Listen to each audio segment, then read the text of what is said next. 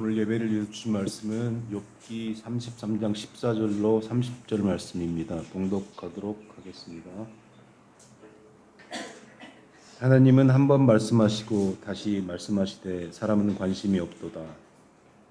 사람이 침상에서 졸며 깊이 잠들 때나 꿈에나 밤에 환상을 볼 때에 그가 사람의 귀를 여시고 경고로서 더럽게 하시니 이는 사람에게 그의 행실을 버리게 하려 하심이며 사람의 교만을 막으려 하심이라.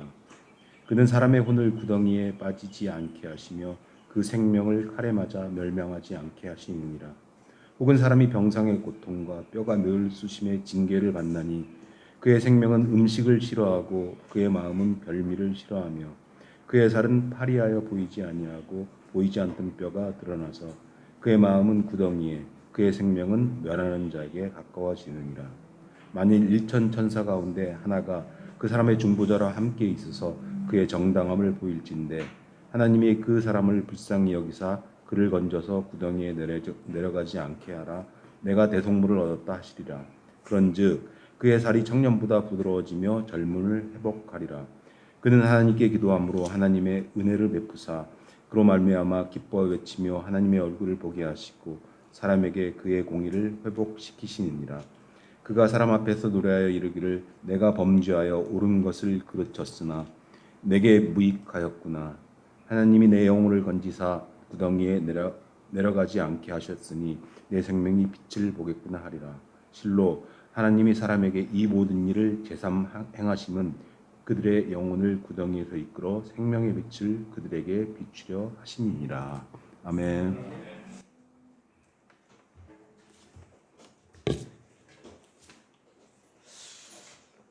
지금은 그 교회 절기상 우리는 대림절이라고 합니다. 대림절은 예수님께서 오시기 4주 전부터 예수님이 오시는 것을 우리가 한 주 한 주 기다리는, 그래서 교회에게, 성도에게 있어서 사실은 크리스마스라는 그 당일의 절기보다는 주님을 준비하며 기다리는 그 절기가 더 중요할 수 있습니다.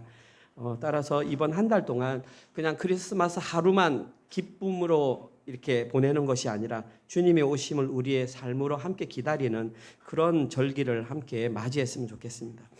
한국 교회는 지금 전 세계적으로 여러 가지 면에서 큰 이슈가 되고 있는 것이 많이 있습니다. 예를 들면 이런 것입니다. 세계에서 가장 큰 지하 교회를 가지고 있다. 실제로 기네스북에 등재가 되었습니다. 세계에서 가장 큰 지하 교회 건물을 가지고 있다. 이 교회는 사랑의 교회입니다. 그 좌석은 9,380 좌석. 엄청나죠. 그러니까 지하에 땅을 파서 만석 이상의 좌석을 가진 교회가 이 땅에는 없다는 말입니다. 뭐 다 아시겠지만 세계에 존재하는 10개 교회 가운데에, 성도가 가장 많은 10개 교회 가운데에 5개 교회가 한국에 있습니다. 뭐 지금도 독보적으로 세계 1위는 여의도 순복음 교회가 지금 현재, 예전에는 80만 명이라고 그랬는데 지금은 60만 명 정도라고 합니다. 어떤 교회도 사실은 근접할 수 없는, 한국 교회는 경제 성장을 하면서 외형적으로 숫자적으로 엄청난 성장을 했습니다. 그러함에도 불구하고 시간이 지나면서 점점 사회적으로 비판의 대상이 되어가고 있는 것이 현실적인 모습입니다. 그래서 많은 학자들이 분석을 했습니다. 왜 한국 교회가 이러한 처지에까지 이르게 되었는가? 저는 바람직한 일이라고 생각합니다. 그리고 많은 분들이 대안을 내놓았는데 그 대안을 제시한 내용 중에 하나, 요즘 현재 가장 뜨거운 이슈가 되고 있는, 저는 그렇게 생각합니다. 한국 교계에서 가장 뜨거운 이슈가 되고 있는 것이 삶과 일치하는 신앙이라고 생각합니다. 이러한 대안을 내어놓았다고 하는 것은 그 내용을 분석했던 분들이 한국 교회가 이와 같은 안 좋은 이미지가 생긴 것은 말씀은 들었지만 그것을 실제 삶으로 살아내지 못했기 때문이라는 분석이 나온 결과였죠. 그래서 우리는 다시 삶과 믿음이 일치하는 신앙으로 돌아가자, 그런 메시지가 선포됩니다. 실제로 여러분들이 지금 이 시대에 인터넷에 들어가서 유튜브를 펴보시고 좀 유명한 분들의 설교를 한번 서치해 보시면 대부분의 설교자의 내용들이 삶과 신앙이 일치하는 설교를 굉장히 많이 강조합니다. 그리고 저는 개인적으로 이 의견에 동의를 합니다. 그래서 실제로 제 설교에 삶과 신앙을 일치시키는 부분이 굉장히 많이 강조되고 있습니다. 그런데 2023년 12월을 맞이해서 이렇게 우리의 삶을 돌아보고 저희 교회를 한번 돌아보았습니다. 이 시점에서 과연 저 자신의 모습과 저희 교회에 속한 성도님들의 모습을 살펴보았습니다. 저 자신과 저희 교회 성도님들의 모습이 과연 삶과 일치하는 신앙의 모습을 잘 나타내고 있는가? 저는 저를 판단하겠습니다. 여러분들 여러분 스스로를 판단해 보십시오. 반대가 되어서 저는 여러분을 판단하고 여러분 저를 판단하면 풍지박산납니다. 자기만 보면 됩니다. 저는 저만 보면 되고 여러분은 여러분만 보면 돼요. 한번 객관적으로 보십시오. 얼만큼 나는 삶과 믿음이 일치하는 삶을 살았는가? 그리고 저는 저 스스로에게 내린 결론은 그렇게 많은 변화를 경험하지 못했다라고 결론을 내렸습니다. 그리고 저는 말을 이렇게 하지만 이건 굉장히 심각한 문제입니다. 왜냐하면 저는 매일 아침마다 말씀 묵상을 하기 위해서 시간을 오래 투자하고 여러분에게 말씀을 보내고 또 수요일마다 기도하고 성경을 매일 읽고 여러분 성경 그거 지금 이성길 집사님께 말씀드려야 됩니다. 예, 매일 읽어야 됩니다. 그렇게 함에도 불구하고 왜 이렇게 실제 삶에서는 변화가 안 일어날까? 거의 눈 떠 있는 시간에 거의 대부분이 말씀에 초점이 되어 있는데 왜 이렇게 변화는 더딘 것일까? 성경을 읽지 않는 것도 아니고 저도 마찬가지고 여러분도 마찬가지고 말씀 묵상을 하지 않는 것도 아닌데 왜 이래 더딜까? 그러면서 제가 내린 오늘의 결론은 뭐냐 하면 여러 가지 이유가 있겠지만 가장 주된 이유는 잘못된 목표 설정이 아니었나. 저는 그런 생각, 왜 제가 이런 생각을 가졌냐 하면 욥기를 묵상하면서 그런 생각을 가졌습니다. 욥기를 묵상하면서 참 많은 생각을 하는데 이 저희들이 지금까지 세웠던 신앙의 목표가 하나님께서 저희들에게 원하시는 목표와 조금 빗나갔다. 그런 느낌을 욥기를 통해서 받았습니다. 아주 간단하게 말씀드리면 제가 설정했던 목표가 혹시 욥이 살았던 삶의 수준에 머물러 있지는 않았나. 지금 우리는 욥기를 읽잖아요. 특별히 지난 한 주 동안 우리는 욥의 독백을 들었습니다. 29장 이후로 욥이 스스로 나는 이러한 삶을 살았다. 나는 이렇다라고 친구들 앞에서 떳떳하게 밝혔던 독백이 지난주 본문이었잖아요. 한 개만 살펴보겠습니다. 29장 14절에서 17절. 지난주 본문, 지난주 내용이었습니다.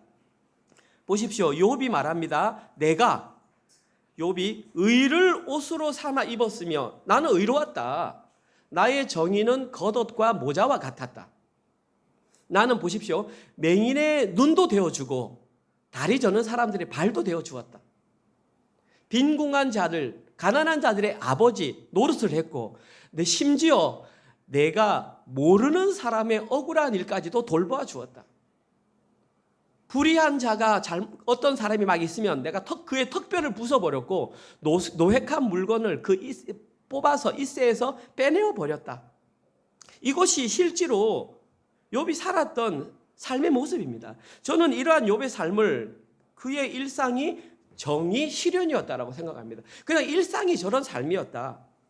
그런데 혹시 제가 도달하고 싶은 목표가 저게 아니었는가? 욥이 지금 도달했던 저 목표가 내가 신앙생활 추구하면서 믿음을 가지고 저렇게 살아야지라고 목표를 세우지 않았는가 한번 살펴보았다라는 것입니다. 일상생활에서 장애를 도와주고 눈먼 자를 도와주고 빈궁한 자들의 아버지가 되어주고 불의한 자들을 대신해서 합당하게 징계하는 것이 나의 신앙의 목표는 아니었는가. 그런데 돌아보니까 욥은 이미 그 삶을 살고 있었단 말입니다. 그래서 이러한 삶을 살고 있었기 때문에 사람들은 욥의 삶에 대해서 칭찬을 해주었어요. 29장 23절에서 25절. 그들은 보십시오. 비를 기다리듯이 욥을 기다렸습니다. 왜? 욥이 다 해결해 주니까. 봄비를 맞이하듯 입을 벌려서 욥이 뭘 해주기를 기다렸어요. 그들이 의지할 것이 없을 때에 욥이 한번 싹 웃어주면 그들이 나의 얼굴 빛으로 무색하게 무한하지 않도록 반응을 했다는 말입니다. 내가 그들의 길을 택하여 주고 으뜸되는 자리에 가장 좋은 자리에 앉았나니 마치 왕이 군대 중에 있는 것과 같았고 슬퍼하는 사람들을 위로하는 자의 사람과 같은 자리에 앉아 있었다. 쉽게 말해서 무슨 말입니까? 그들이 가장 존경할 수 있는 자리에 욥이 앉아 있었다. 이것이 욥의 실제 모습이었습니다. 그런데 더 중요한 건 그 이후에 더 놀라운 말을 합니다. 31장에서는 전체적으로 길게 우리 말씀 묵상에서 했어요. 11가지 죄악을 범하지 않았다라고 했어요. 11가지 죄악. 제가 읽어드릴게요. 첫 번째 음욕, 속임, 간음, 종들의 죄한 죄, 가난한 자들의 죄한 죄, 재물, 천체, 해와 달을 숭배한 것, 원수를 사랑하지 않은 것, 나그네를 잘 접대하지 않은 것, 죄를 숨기는 것, 땅에 관한 이 11가지 죄악을 다 나열하면서 나는 거기에 어떤 것도 행한 적이 없다라고 말을 했습니다. 정말 대단하지 않습니까? 한번 그 11가지 죄목을 한번 보십시오. 우리가 넘어지지 않는 것이 무엇이 있는가? 요즘 지금 이 시대에 최근에 가장 기독교계에 이슈가 되고 있는 것이 뭐냐 하면 한국의 유명한 찬양 단체의 리더 목사님이 아주 오랜 시간 동안 성추행으로 인하여 분란이 되고 있는 것, 지금 현재 한국 기독교계의 현실적인 모습입니다.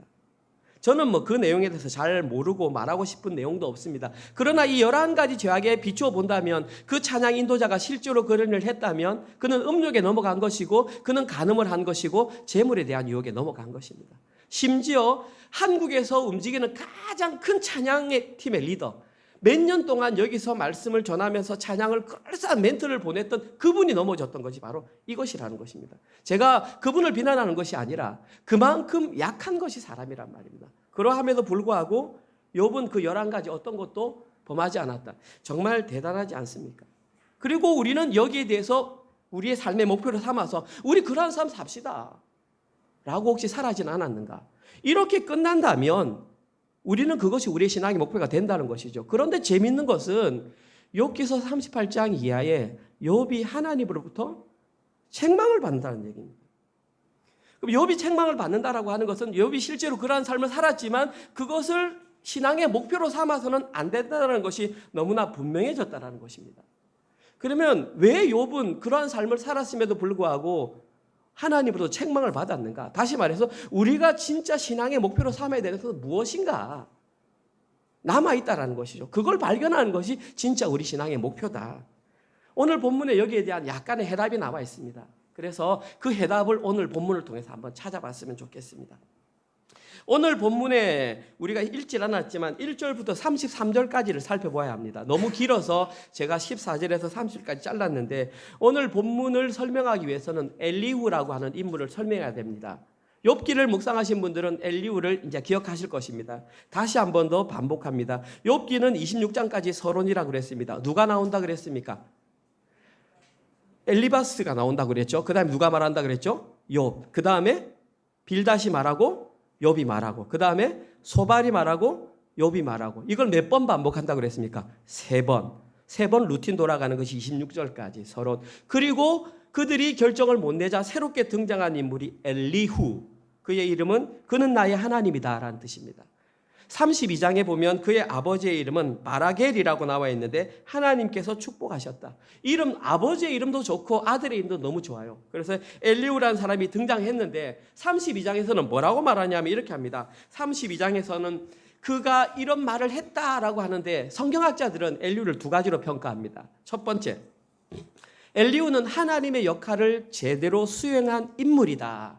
이렇게 평가합니다. 왜냐하면 그들이 이렇게 주장하는 첫 번째 이유는 하나님께서 새 친구를 책망하실 때에 엘리후를 포함시키지 않았기 때문에, 다시 말해서 하나님부터 책망을 안 들었기 때문에 이 사람은 하나님의 의견을 제대로 전달한 사람이다. 이렇게 평가를 합니다. 그 다음에 엘리후가 하는 말과 나중에 하나님께서 말씀하시는 가운데 몇 가지 유사점이 발견되기 때문에 어떤 학자들은 하나님의 의견을 전달하는 전달자다. 이렇게 엘리후를 평가합니다. 그런데 또 반대로 의견을 제시하는 사람도 있습니다. 두 번째 의견은 그렇지 않다. 엘리후도 새 친구와 그냥 똑같은 별반 다르지 않은 친구다. 왜냐하면 첫 번째, 엘리후가 말하는 주장을 가만히 살펴보면 친구들이 했던 내용을 거의 인용하고 있는데 틀리지 않는다. 두 번째, 심지어 욥이 했던 말을 인용하는데 그 내용도 틀리게 인용한다. 결정적으로 이렇게 말하는 이유는 엘리후도 욥을 설득하지 못했기 때문에 하나님께서 보내신 사자는 아니다. 그렇게 말을 합니다. 그런데 우리는 크게 중요하지 않습니다. 1번의 의견이든 2번의 의견이든 우리는 이것이 옳다 저것이 옳다 말하는 것보다는 엘리후가 한 말을 통해서 우리가 깨달아야 될 바가 무엇인가 그것만 하면 됩니다. 오늘 본문은 그 첫 번째 이제 의견인데 3가지 부분으로 나누어 볼 수 있습니다. 욥기서 33장 1절에서 7절 말씀. 주보에 보시면 제가 해놨는데 그때 첫 번째 내용이 엘리후의 허세라고 저는 조금 부정적으로 접근을 한 것이 느껴지는 거죠. 그렇죠? 1절에서 7절 말씀입니다. 그런즉 욥이여 내 말을 들으며 내 모든 말에 귀를 기울이길 원하노라. 내가 입을 여니 내 혀가 입 천장에서 말하는구나. 내 마음의 정직함이 곧 내 말이여 내 입술이 아는 바가 진실을 말하느니라. 하나님의 영이 나를 지으셨고 전능자의 기운이 나를 살리시느니라. 그대가 할 수 있거든 일어서서 내게 대답하고 내 앞에 진술하라. 나와 그대가 하나님 앞에서 동일하니 나도 흙으로 지으심을 입었은즉 내 위엄으로는 그대를 두렵게 하지 못하고 내 손으로는 그대를 누르지 못하느니라. 아까 말씀드리려다가 말았는데 32장을 처음 시작하면서 엘리후가 했던 말이 뭐냐 하면 친구들에게 화를 내었습니다. 왜 그 욥도 하나 설득 못 시키냐라고 말을 하고, 두 번째 32장에서는 친구들에게 화를 낸 내용이라면 오늘 33장은 욥을 향해서 화를 낸 내용이라는 말입니다. 그러니까 저는 화를 내었다는 그 부분에 대해서 좀 포커싱을 맞추었습니다. 첫 번째로 했던 말이 내 말에 귀를 기울여 달라. 그러면서 2절에서 조금 독특한 표현을 말합니다. 오늘 본문 2절입니다. 내가 입을 여니 내 혀가 입에서 말하는구나. 한글 성경에는 입, 혀, 입 이렇게 나와 있는데 원어를 보면 이렇게 나옵니다. 입, 혀, 세 번째 입은 입천장을 의미합니다. 그러니까 이걸 그대로 지역하면 보라, 나의 입을 열었다. 내 혀가 내 입천장에서 말한다. 어떤 느낌이 납니까? 보십시오. 내 입을 열었다. 내 혀가 내 입천장에서 말한다. 나는 그럴 의도가 없었는데 뭔가 자동적으로 내 입이 그런 말을 했다라는 느낌이 납니다. 그러면서 4절에 뭐라고 그러냐면 이렇게 말합니다. 하나님의 영이 나를 지으셨고 전능자의 기운이 나를 살리셨도다 라는 말을 인용하는 것으로 보아, 내가 하려는 의도보다는 하나님의 영이나 전능자의 기운이 나를 이렇게 말을 이끌어가고 있다, 이렇게 말을 합니다. 그리고 혹시나 이렇게 말하면 자기의 말과 행동이 너무나 교만해 보일까 봐 오늘 보면 6절에서 이렇게 말합니다. 나와 그대가 하나님 앞에서 동일하니 나도 흙으로 지으심을 입었나니.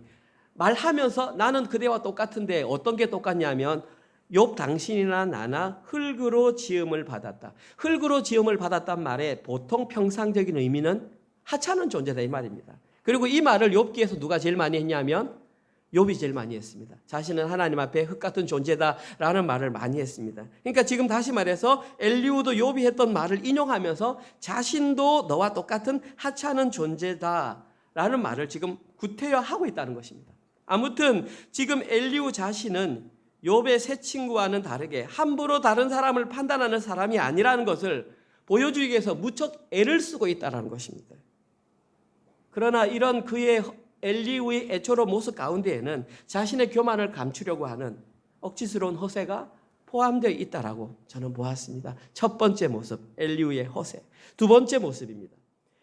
욥에 대한 엘리후의 평가입니다. 이 내용은 8절에서 13절에 기록되어 있습니다. 제가 다시 한번 읽어보겠습니다. 그대는 실로 내가 듣는 데서 말하였고 나는 그대의 말소리를 들었느니라.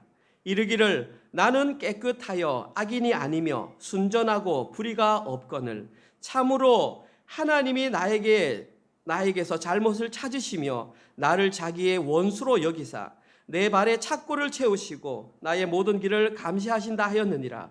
내가 그대에게 대답하리라. 이 말에 그대가 의롭지 못하니. 결론입니다. 왜냐하면 하나님은 사람보다 크시기 때문이라. 원어에는 왜냐하면 들어있습니다. 하나님께서 사람의 말에 대답하지 않으신다 하여 어찌 하나님과 논쟁하겠느냐. 엘리후가 가장 먼저 말했던 것은 8절에 보면 이렇게 나옵니다. 그대는 실로 내가 듣는 데서의 원어는 귀입니다. 오덴, 내 귀로 내가 그대의 말소리를 들었다 이렇게 합니다. 그리고 들은 내용을 9절부터 얘기하는데 세 가지로 요약합니다. 9절 첫 번째, 이르기를, 이제 네가 말했다. 첫 번째 보십시오. 나는 깨끗하며 순결하다 이 말입니다. 악인이 아니며 순전하고 결백하다 이 말입니다. 불의가 없거늘 첫 번째. 두 번째, 하나님께서 나의 잘못을 찾으려 하시고 나를 당신의 대적으로 삼으려고 하신다.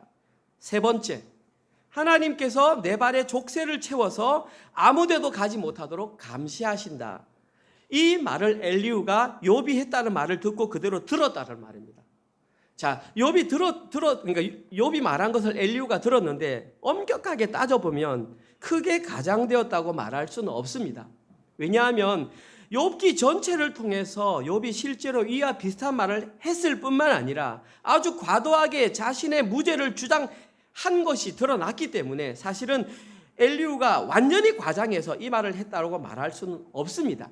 그런데 중요한 것은 첫 번째, 두 번째 9절과 10절에 기록된 내용은 욥이 스스로의 입을 통해서 나는 의로운 사람이다 말한 적은 없습니다. 이거는 그냥 의역을 한 것입니다. 그리고 특별히 11절에 보면 내 발에 착고를 채우시고 나의 모든 길을 감시하신다. 이 내용은 욥이 말했던 13장 27절 내용을 인용한 것입니다. 그런데 앞부분만 인용했습니다. 13장 27절. 제가 읽어보겠습니다. 내 발에 착고에 채우시며 나의 모든 길을 살피사 내 발자취를 점검하시나이다. 저기에 내 발에 착고를 채우시며 나의 미를 점검하신다가 아까 앞에 했던 말과 인용되었단 말인 것이죠. 그러나 뒤에 일부 내용은 변형이 되었다. 이렇게 했던 이유는 욥을 책망할 수 있는 근거를 마련하기 위함이었습니다. 특별히 많이 과장했던 것이, 과장이라기보다는 약간 변형했던 것이 오늘 보면 9절입니다. 한번 9절을 다시 한번 읽어보겠습니다. 이르기를 나는 깨끗하여 악인이 아니며 순전하고 불의도 없거늘. 한글 성경에는 그냥 이렇게 나는 깨끗하며 악인이 아니며 순전하며 불의가 없다라고 말을 했는데 이걸 원어를 보면 나는에 해당하는 단어가 3번 반복되어 있습니다. 이렇게요. 나는 깨끗하다. 그 다음에 나는 허물과 죄가 없다. 내게는 불의가 없다. 나는에 해당하는 단어가 아니. 두 번째 나는에 해당하는 단어가 아노키. 세 번째 내게 해당하는 단어가 리. 나는에 해당하는 단어 원어를 각각 다르게 쓰면서 자기의 결백을 주장하고 있다라고 지금 엘리후는 말합니다. 이것이 의미하는 이유가 뭐냐 하면 욥이 자신의 결백을 주장하는데 지나치게 집착하고 있다는 것을 강조하는 것입니다. 나는 죄가 없다라고 말하는 것이죠. 이렇게 강조하셔. 그러면서 거기에 대한 확실한 근거로 제시하는 것이 12절에 기록되어 있었던 하나님이 사람보다 크시다. 이걸 이제 이유로 제시한 것이죠. 너는 죄인인데 의롭지 못한데 그 이유가 하나님이 사람보다 크시기 때문입니다. 이건 너무나 당연한 일입니다. 그리고 욥은 여기에 대해서 부인한 적이 없습니다. 너무나 당연한 일인데 욥도 여기에 대해서 하나님의 위대함을 인정했음에도 불구하고 오히려 욥에게 너는 하나님의 위대함을 알지 못한다라고 하는 것을 근거로 문제로 지적했던 것입니다. 얼마나 욥이 하나님에 대한 마음이 두려웠는지 우리는 이미 잘 알고 있습니다. 한 구절만 살펴보겠습니다. 욥기서 9장 11절에서 14절. 여러 구절 가운데 하나입니다. 그가 내 앞으로 지나가시나 내가 보지 못하며 그가 내 앞에서 움직이시나 내가 깨닫지 못하느니라. 하나님이 빼앗으시면 누가 막을 수 있으며 무엇을 하시나이까 하고 누가 물을 수 있으랴. 하나님이 진노를 돌이키지 아니하나니 라합을 돕는 자들이 그 밑에 굴복하겠거든. 하물며 내가 감히 대답하겠으며 그 앞에 무슨 말을 택하랴. 처음부터 시작까지 욥은 하나님 앞에서 자신이 얼마나 연약한 존재인지를 인정했습니다. 자기 자신이 연약한 존재를 인정한다는 것은 하나님이 얼마나 위대한 존재인지를 그의 마음속에 이미 가지고 있었다라는 것입니다. 그러함에도 불구하고 엘리후는 욥을 비방할 때에 너는 하나님은 너보다 훨씬 더 위대하신 분이다 라고 하는 관점으로 지적한 것으로 보아 엘리후의 지적이 그렇게 튼튼하지는 못했다라고 볼 수 있습니다. 따라서 저희들은 읽었던 이 본문을 통해서 욥이 하나님을 가졌던 그 관점이 무엇인지 우리는 파악할 수 있다는 사실입니다. 따라서 오늘 본문에 기록된 욥에 대한 엘리후의 평가는 자신에게 지나치도록 유리할 정도로 기록되어 있지 않나 이렇게 말할 수 있습니다. 마지막 세 번째 내용은 오늘 본문의 세 번째 부분 엘리후의 충고에 관한 부분입니다. 오늘 본문 14절에서 30절 우리가 함께 읽었던 내용입니다. 시간이 가지만 제가 한 번 더 읽겠습니다. 이번에 제가 읽을 때에는 여러분들은 이 구절 가운데에 특별히 반복적으로 등장하는 단어가 있는지를 한번 살펴보면서 같이 읽으면 좀 지루하지 않을 것 같습니다. 제가 읽어보겠습니다. 하나님은 한 번 말씀하시고 다시 말씀하시되 사람은 관심이 없도다. 사람이 침상에서 졸며 깊이 잠들 때에나 꿈에나 밤에 환상을 볼 때에 그가 사람의 귀를 여시고 경고로서 두렵게 하시니 이는 사람에게 그의 행실을 버리게 하려 하심이며 사람의 교만을 막으려 하심이라. 그는 사람의 혼을 구덩이에 빠지지 않게 하시며 그 생명을 칼에 맞아 멸망하지 않게 하시느니라. 혹은 사람이 병상의 고통과 뼈가 늘쑤심의 징계를 받나니 그의 생명은 음식을 싫어하고 그의 마음은 별미를 싫어하며 그의 삶은 파리하여 보이지 아니하고 보이지 않던 뼈가 드러나서 그의 마음은 구덩이에 그의 생명은 멸하는 자에게 가까워지느니라. 만일 1천 천사 가운데 하나가 그 사람의 중보자로 함께 있어서 그의 정당함을 보일진대 하나님이 그 사람을 불쌍히 여기사 그를 건져서 구덩이에 내려가지 않게 하라. 내가 대속물을 얻었다 하시리라. 그런즉 그의 살이 청년보다 부드러워지며 젊음을 회복하리라.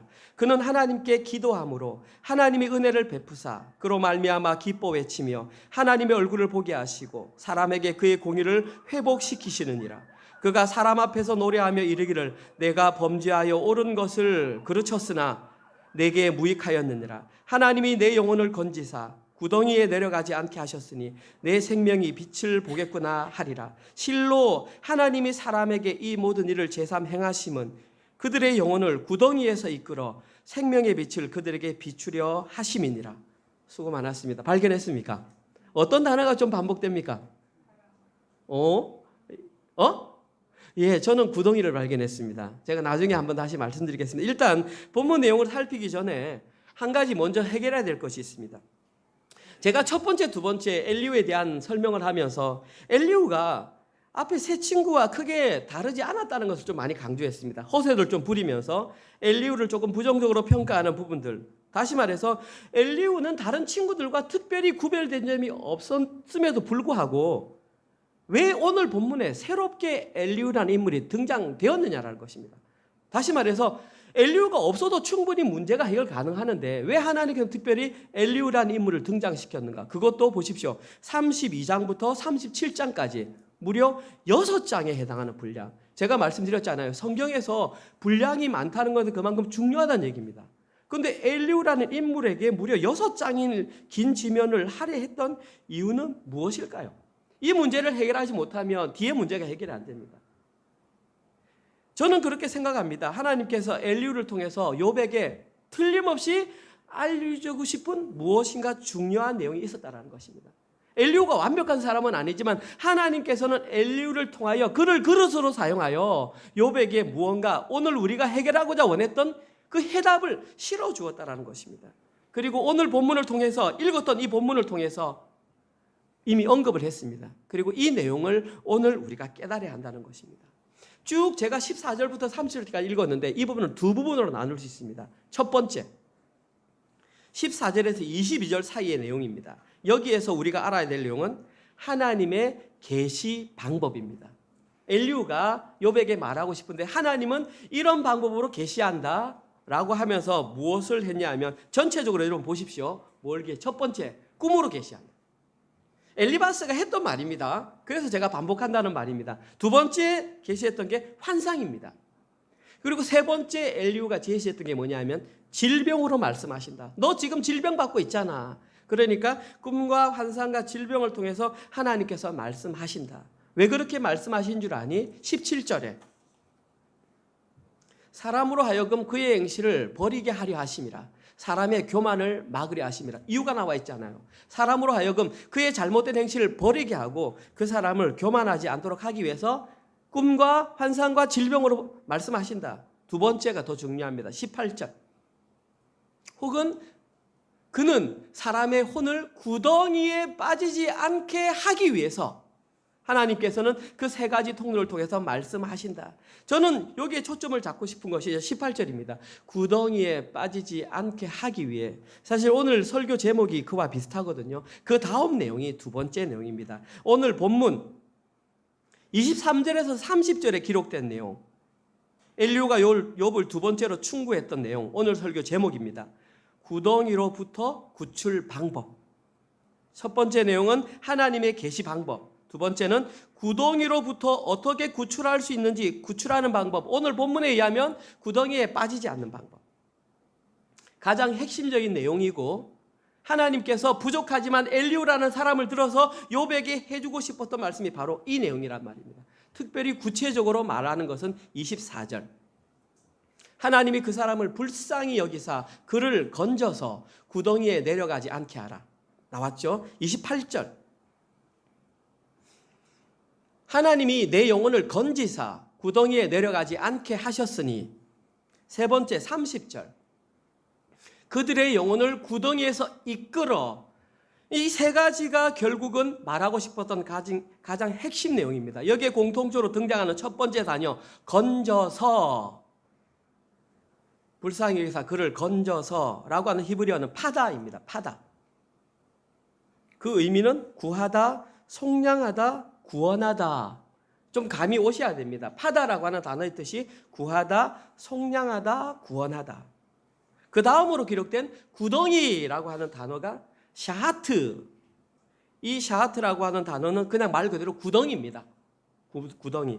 그런데 이 구덩이라는 단어가 영적으로 쓰일 때에 스올, 음부, 지옥, 무덤이라는 의미로 많이 사용되는 구덩이입니다. 한 가지 예를 들면 요나가 요나 뱃속에서 고래에 의해서 먹혀서 기도했을 때에 요나서 2장 6절에서 구덩이에서 나를 건져주시고 라고 기도합니다. 저 단어입니다. 그때 구덩이는 무덤입니다. 죽음입니다. 죽음에서 자기를 구원해 달라라는. 따라서 이 두 단어를 합쳐보면 위의 구절이 보다 쉽게 해석이 됩니다. 수월에 내려가지 않도록 구원해 낸다. 다시 말해서 지금 엘리후는 희미하게나마 구원과 관련된 내용을 욥에게 알려주고 있다는 사실입니다. 근데 더욱더 놀라운 사실은 조금 더 구체적으로 어떻게 하면 구덩이에 빠지지 않는지 혹은 구덩이에서 건져낼 수 있는지 그 방법이 오늘 본문에 제시되어 있습니다. 24절과 25절입니다. 중요하니까 다시 한번 읽어보겠습니다. 23절과 24절입니다. 죄송합니다. 만일 일천 천사 가운데 하나가 그 사람의 중보자로 함께 있어서 그의 정당함을 보일진대 하나님이 그 사람을 불쌍히 여기사 그를 건져서 구덩이에서 내려가지 않게 하라. 내가 대속물을 얻었다 하니라. 첫 번째 23절에 나와 있는 중보자라는 단어입니다. 우리 한글로는 지금 중보자라고 되어 있지만 사실 히브리어로 보면 루츠라고 하는 단어인데 이 루츠라고 하는 단어 자체만 보면 이런 뜻입니다. 경멸하다, 비웃다, 조롱하다 이런 뜻입니다. 그런데 그런 단어가 어떻게 중보자로 쓰이냐고요. 이 단어가 사역형, 능동형, 분사 형태로 쓰이면 뜻이 바뀝니다. 통변자, 특사, 변호할 사람 이런 뜻으로 의미가 바뀝니다. 그래서 오늘 본문에서는 그 단어가 사용되었지만 과감하게 중보자라는 단어로 해석이 되었던 것입니다. 마찬가지입니다. 이 중보자라는 단어가 기록되어 있기 때문에 여러분들이 앞서 가셔가지고 이 중보자가 나중에 장차 나타나실 예수 그리스도를 의미하시는구나 라고 직접적으로 연결하는 건 조금 위험한 발상입니다. 물론 맞습니다. 희미하게 보여지는 건 맞고 저도 그렇게 믿습니다. 그런데 여기 중보자라는 글자가 적혔기 때문에 저 중보자가 예수 그리스도를 의미한다라고 말해서는 안 됩니다. 그거는 약간 위험한 알레고리적 해석이 될 수 있기 때문에 그냥 뉘앙스만 있다라고 보시면 됩니다. 더 증거가 필요합니다. 그래서 24절이 기록되었습니다. 24절에서 가장 중요한 단어는 대속물이라는 단어입니다. 이 대속물이라고 하는 단어는 코페르인데 그 의미가 뭐냐 하면 속전, 값입니다. 값을 지불하다. 그러니까 다시 말해서 중보자라는 존재가 어떤 속전, 대가를 지불하다. 그러면 두 단어가 합치면 탄생하는 단어가 구속하다라는 단어입니다. 그래서 일반적인 딜리버로 구원이 아니라 대가를 지불하고 누군가를 구원해낸다. 여기서 이제 조금 유치된 단어가 고엘이라고 하는 단어고 룻과 나오미가 고난 속에 있을 때에 그때 보아스가 등장했던 기업 물을자로 등장하는 그 고엘이라는 단어가 저 두 단어를 합친 의미라고 할 수 있습니다. 이제 거기서는 조금 더 나아가서 장차 오실 예수 그리스도에 대한 느낌으로 나아갈 수 있는 것이죠. 그리고 지금 이 내용이 진짜 중요한 이유는 욥이 이 내용을 어떻게 받아들이느냐, 얼만큼 알고 있느냐라는 것입니다.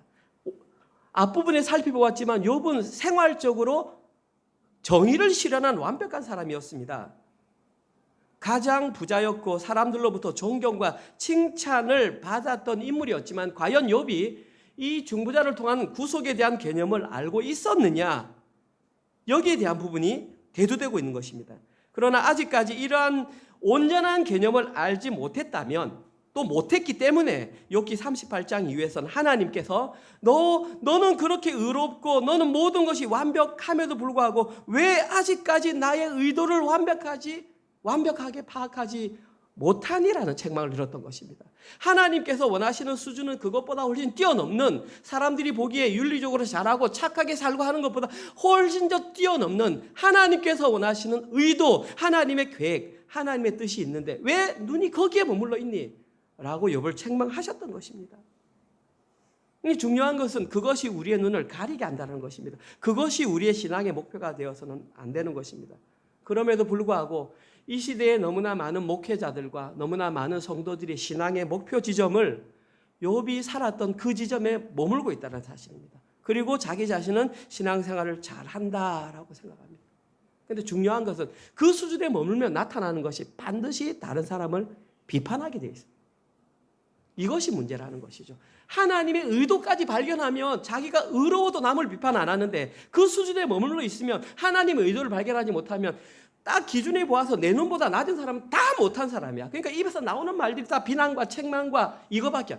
하나님께서는 지금 욥에게 그걸 뛰어넘는 그것을 보라고 지금 말씀하시는 것입니다. 그리고 이것이 우리가 가져야 할 신앙의 목표라는 것입니다. 하나님께서는 이것을 알려주기 위해서 이렇게 이어오셨고 욥기를 진행했습니다. 근데 너무나 감사하게도 여기에 대한 예를 우리에게 보여주셨습니다. 욥기는 여러 가지 의견이 있지만 역사적으로 지금부터 3,500년 전에 거의 족장 시대에 그 모세오경과 비슷한 시대에 쓰였다고 제가 말씀드렸습니다. 그리고 동일한 시대에 살았던 사람 중에 한 명이 아브라함이라고 말씀드렸습니다. 아브라함은 그와 비슷한 시대를 살았지만 욥처럼 부유하지 못했고 다른 사람들로부터 존경을 받지는 못했지만 하나님으로부터 믿음의 조상이라고 하는 선물을 받았습니다. 왜 그랬을까요? 창세기 15장 12절에서 17절입니다. 해질 때에 아브라함에게 깊은 잠이 임하고 큰 흑암과 두려움이 그에게 임하였더니 여호와께서 아브라함에게 이르시되 너는 반드시 알라 네 자손이 이방에서 객이 되어 그들을 섬기겠고 그들을 400년 동안 네 자손을 괴롭히리니 그들이 섬기는 나라를 내가 징벌할지며 그 위에 네 자손이 큰 재물을 이끌고 나오리라. 너는 장수하다가 평안히 조상에게로 돌아가 장사될 것이요 네 자손은 4대 만에 이 땅으로 돌아오리니 이는 아모리 족속의 죄악이 아직 가득 차지 아니함이라 하시더니 해가 져서 어두울 때에 연기 나는 화로가 보이며 타는 횃불이 쪼갠 고기 사이로 지나가더라. 지금 이 내용이 뭐냐 하면 하나님과 아브라함이 언약을 맺는 언약 장면입니다. 이 당시에 언약은 어떻게 맺었냐 하면 동물을 가지고 와서 배를 딱 가릅니다. 그리고 양쪽으로 놔두고 당사자가 손을 잡고 지나가면 약속을 반드시 지킨다는 의미입니다. 그리고 두 사람 중에 한 사람이라도 어기면 이 고기처럼 갈라진다는 의미입니다. 자, 그런데 지금 어떻게 됐냐 하면 하나님께서는 12절입니까? 아브라함을 어떻게 했냐 하면 잠이 들게 했습니다. 해질 때에 아브라함에게 깊은 잠이 임하고, 그러니까 지금 이 현상은 언제 발생했냐 하면 아브라함이 잠들었을 때 17절에 해가 져서 어두울 때에 연기 나는 화로, 그러니까 어떤 연기 나는 기둥 같은 게 있었다. 그래서 저는 출애굽기 설명할 때에 어쩌면 불기둥과 구름 기둥과 같은 형태가 아니었을까라고 말씀드렸고 그 화로가 보이며 보십시오. 타는 횃불이 쪼갠 고기 사이를 불 혼자 지나갔습니다. 아브라함이 지나간 게 아니라 불 혼자, 하나님이 그 혼자 지나가셨다는 것은 그 약속은 누가 지킨다? 하나님이 지킨다라는 것입니다. 이것이 아브라함과 하나님께서 맺으셨던 그 언약입니다. 하나님께서 친히 스스로 횃불이 되셔서 횃불의 모양이 되셔서 그 사이로 지나가셨습니다. 이것이 의미하는 것은 하나님께서 혼자서 그 언약을 성취하시겠다는 것입니다. 그럼 아브라함은 그 은혜를 누리기만 하면 되는 것입니다. 이것이 성도의 모습이고 이것이 하나님께서 허락하신 은혜입니다. 아브라함은 자신이 행한 것이 아무것도 없었기 때문에 그가 행한 것은 전적으로 하나님을 의지하면 되는 것입니다. 그리고 하나님의 의도를 깨달으면 됩니다. 아, 하나님이 이런 의도를 하셨구나. 내보고 이거 하라는 거 아니구나.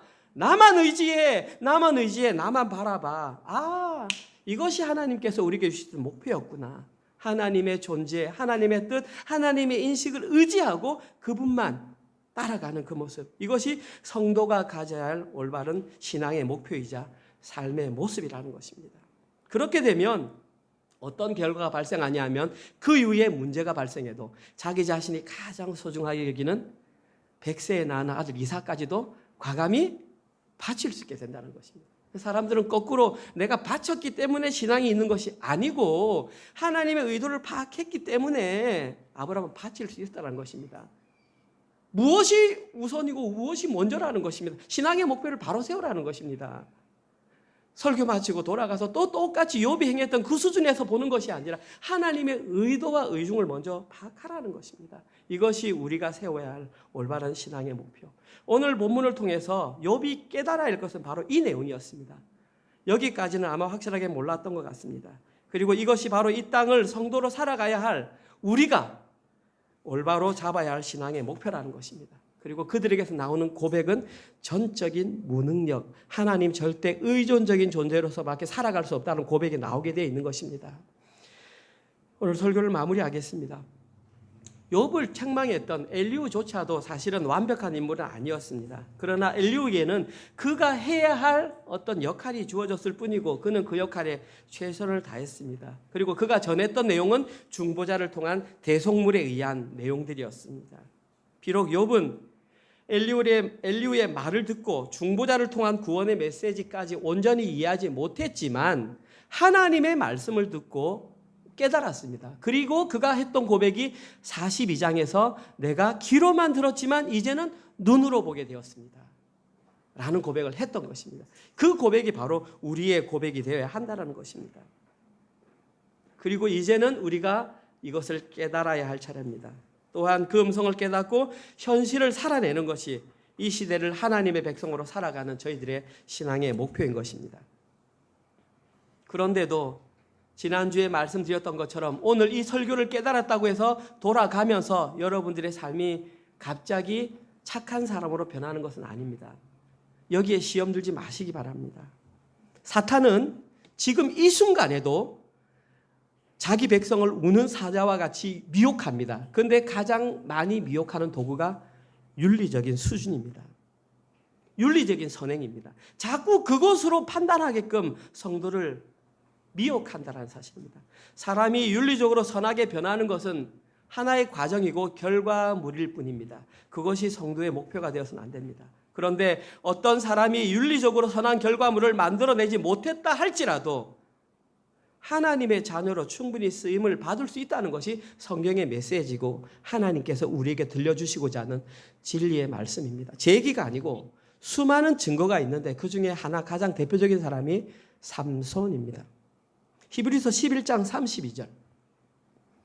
내가 무슨 말을 하리요? 기드온, 바락, 삼손, 입다, 다윗 및 사무엘과 선지자들의 일을 말하려면 내게 시간이 부족하다. 다 믿음의 선진이다. 저기에 삼손이 나오잖아요. 그 옆에 다윗이 나옵니다. 다윗 얼마나 믿음의 사람으로 존경하는 인물입니까? 그런데 그 자리에 당당하게 삼손이 기록되어 있습니다. 사사기를 아시겠지만 삼손이 이 땅 가운데 한 일은, 눈으로 드러난 일은 여자 꽁무니 쫓아다니다가 마지막에 눈 뽑히고 죽은 게 삼손이 한 일입니다. 그런데 왜 삼손이 저기에 기록되어 있냐고요? 의문을 가진 적이 없습니까? 성경을 사사기를 읽을 때마다 왜 이 자리에 삼손이 끼어 있냐고, 히브리서 기자는 왜 삼손을 저기에 집어넣었냐고, 솔직히 이해 잘 안 되시잖아요. 그런데 왜 넘어갔냐고요? 오늘 본문 내용을 모르기 때문입니다. 왜 성경은 삼손을 믿음의 사람이라고 확실히 말을 했을까요? 그것은 삼손과 같은 인물로 인해 시험 들지 말라는 것입니다. 윤리적 선행 너머에 하나님이 원하시는 하나님의 의도를 파악한 순종하는 인물이 있다는 것입니다. 때로는 그의 행동이 윤리적으로 선하지 못할 때도 있다는 사실입니다. 그러니까 지금 현재 당장 윤리적으로 안 착한 사람이 있어도 저 사람 하나님의 사람 아니야 판단하지 말라는 얘기입니다. 하나님은 그를 통해서 선한 역사를 이끌어갈 수도 있고 평생 여자 뒷공무니만 쫓다가 죽을 수도 있습니다. 흔들리겠죠. 저도 흔들릴 것 같아요. 실제로도 흔들리고요. 여러분들이 좀 착했으면 좋겠는데 생각만큼 안 착해요. 여러분들. 그 시험 들 때가 많아요. 그러나 저는 판단을 하면 안 되는 것이 그 너머에 여러분을 통한 의도가 있다는 것을 알기 때문입니다. 마찬가지로 여러분들도 윤리적인 사람으로 살아가는 것이 너무나 훌륭한 일이지만 그것이 신앙의 목표가 되어서 사람을 판단하는 근거로 삼아서는 안 됩니다. 우리의 신앙의 목표는 윤리적인 사람이 되는 것이 아니라 하나님 절대 의존적인 존재가 되는 것입니다. 이것이 개혁주의 신앙의 기본 바탕이고 이것을 인정하는 것이 인간의 전적 타락을 먼저 인정하는 것입니다. 저는 설교를 하면 할수록 시간이 지나가면 지나갈수록 이 신앙이 옳다라는 확신이 듭니다. 그렇지만 여러분께 다시 한 번 더 당부드립니다. 제가 하는 이 설교가 여러분에게 시험거리가 되지 않기를 간절히 바랍니다. 사실 이제는 설교하는 게 조금 두렵습니다. 지금까지는 그냥 담대히 막 했는데 이제는 반응들이 나타나니까 조금 두렵습니다. 계속 해야 되나?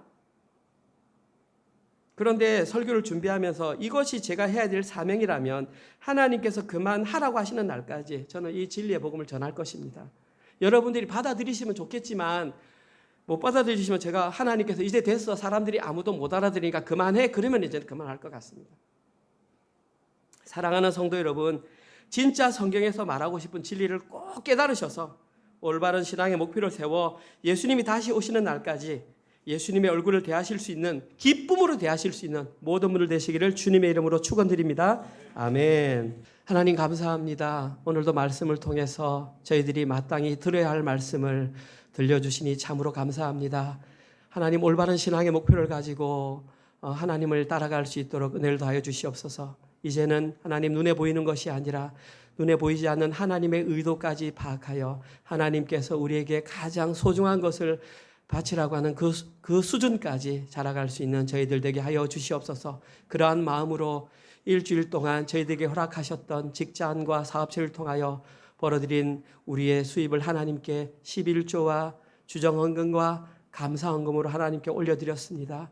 이 헌금이 사용되는 곳곳마다 오직 하나님의 나라가 확장되게 하시고 이 물질이 꼭 필요한 자들에게 잘 흘러갈 수 있도록 인도하여 주시옵소서. 이제는 우리 주 예수 그리스도의 은혜와 하나님의 사랑하심과 성령님의 위로교통 감화 깨닫게 하심이 세상에 가는 길이 아니라 하나님의 의도를 파악하여 하나님께서 원하시는 수준까지 자라가기로 결단하는 사랑하는 은혜로 교회 모든 성도들 위에와 지금 이 시간에도 세계 곳곳에 흩어져서 주의 복음을 증거하시는 사랑하는 선교사님들과 그들의 사역과 그들의 가정과 그들의 자녀들 머리 위에 지금부터 영원토록 함께 있을지어다. 아멘.